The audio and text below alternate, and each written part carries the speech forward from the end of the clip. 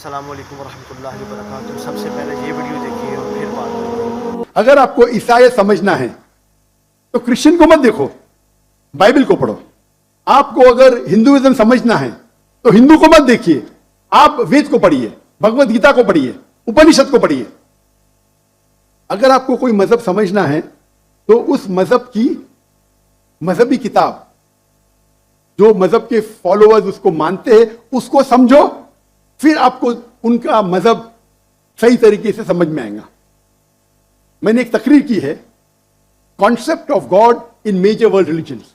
वो तकरीबन 1.5 घंटे की तकरीर है कि खुदा का तसव्वुर दिगर मजाहिब में। और मैंने अहम मजहब का हवाला दिया, और भाई साहब क्योंकि हिंदू मजहब से है और उन्हें कोई श्लोक पढ़ी थी भगवत गीता से। सबसे हाईएस्ट हिंदुइज्म में वेद आता है, वेद, और वेद का निचोड़ है भगवत गीता, और वेद के बाद उपनिषद, इसे कहते हैं श्रुति।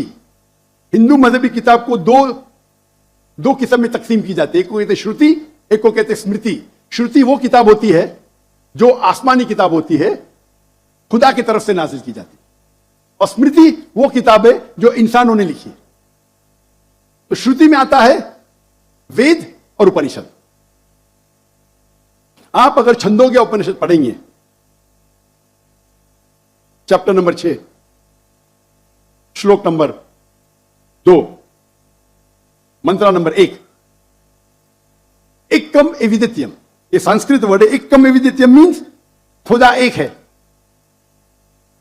दूसरा नहीं है। आप अगर श्वेताश्वेतर उपनिषद पढ़ेंगे, चैप्टर नंबर 4, श्लोक नंबर 19, उसमें लिखा है ना तस्य प्रतिमा अस्ति।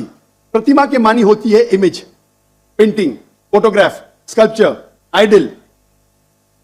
ना तस्य प्रतिमा अस्ति, उस खुदा की कोई प्रतिमा नहीं, कोई फोटोग्राफ नहीं, कोई पेंटिंग नहीं, कोई आइडल नहीं, कोई स्टैच्यू नहीं।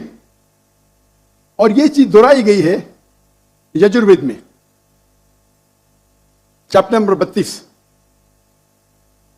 श्लोक नंबर 2, ना तस्य प्रतिमा अस्ति, उस खुदा की, उस भगवान की कोई प्रतिमा नहीं, कोई फोटोग्राफ नहीं, कोई पेंटिंग नहीं, कोई आइडल नहीं, कोई स्कल्पचर नहीं, कोई तस्वीर नहीं।